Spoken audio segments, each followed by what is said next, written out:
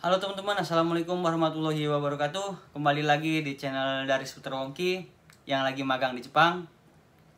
Jadi di video kali ini teman-teman, aku ingin sharing kepada kalian yang ingin berangkat ke Jepang juga atau ingin magang atau kerja ke Jepang juga kayak aku teman-teman.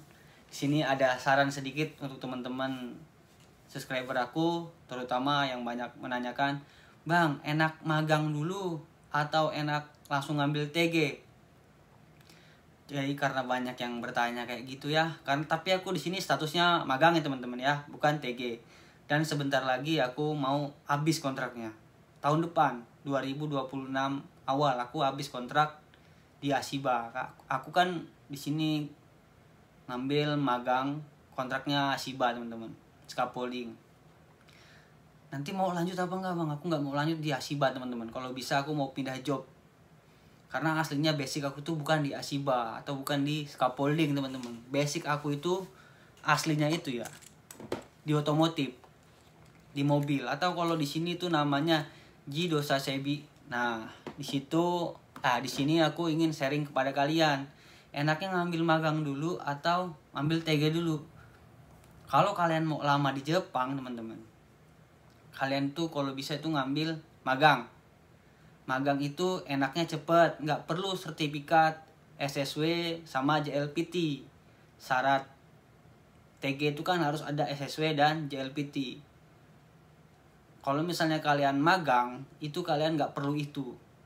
Kalian yang penting sudah ada basicnya sedikit, udah pernah belajar buku Minani Hongo 1 dan 2, kalian bisa berangkat kalau statusnya magang. Tapi kalau statusnya TG, itu kalian harus punya SSW. SSW itu adalah keahlian di bidang itu teman-teman ya. Keahlian di bidang job tersebut. Misalnya SSW makanan, pengolahan makanan, atau SSW banyak SSW teman-teman. Kayak SSW pertanian, manufaktur, ngelas, konstruksi, banyak. Kalau kalian magang, kalian nggak butuh itu teman-teman.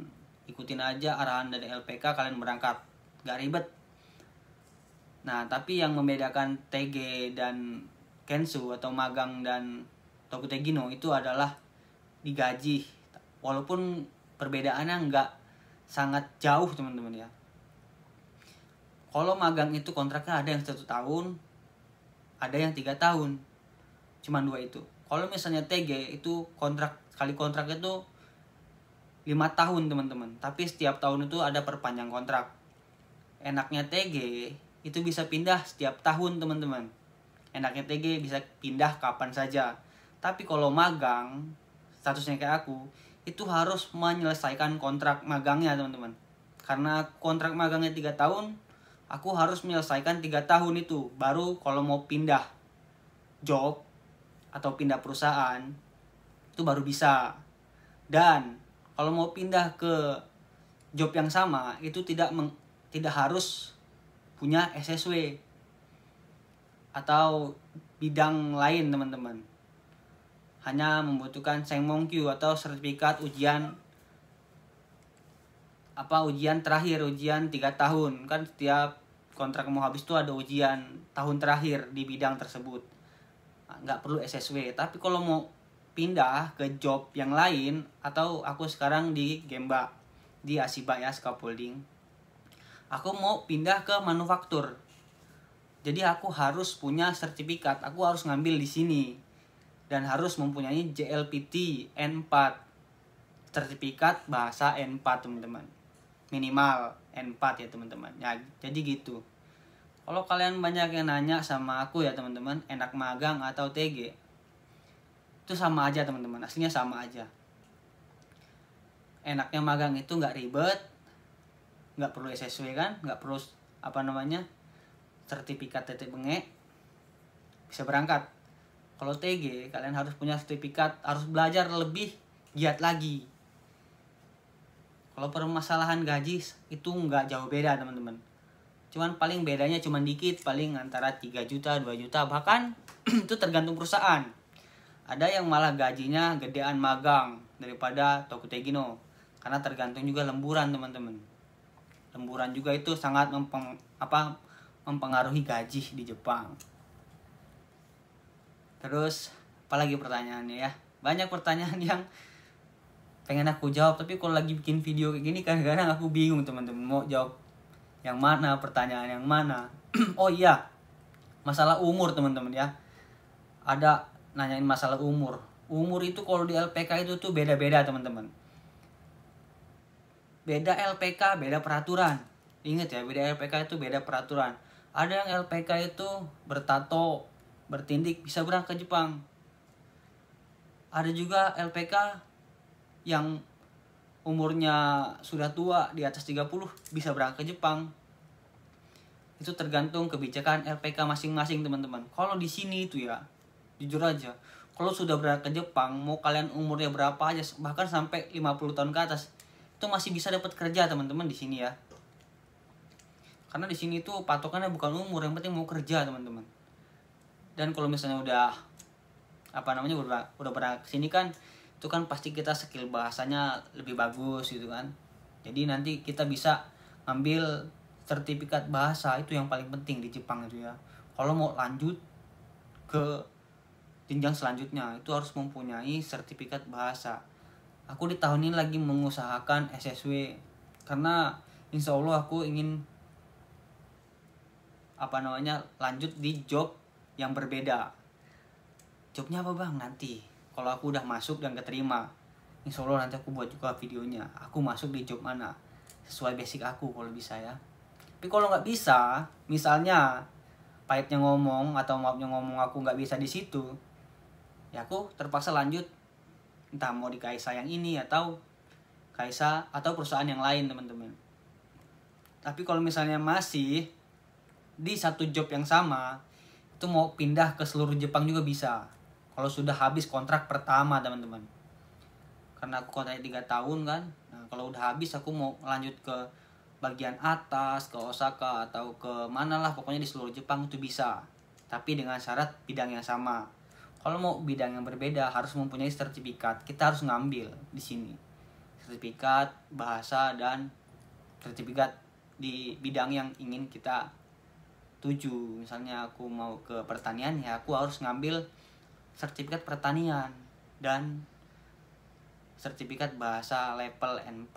Rata-rata level bahasa N4 itu sudah bisa pindah di KISA baru teman-teman.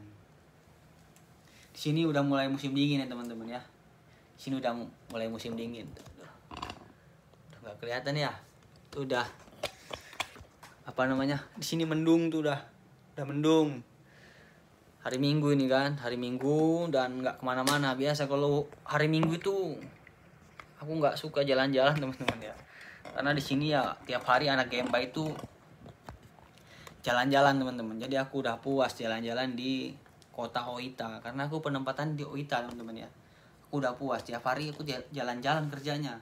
Karena kalau Gemba atau konstruksi itu ya, itu rata-rata nggak netap kerjanya. Satu hari itu bisa 4 tempat, 5 tempat, 5 kota bisa dikunjungin dalam satu hari kalau kerja di Gemba gitu teman-teman ya. Nanti kalau misalnya udah habis mau pulang dulu atau enggak, nanti itu dipikir nanti teman-teman ya.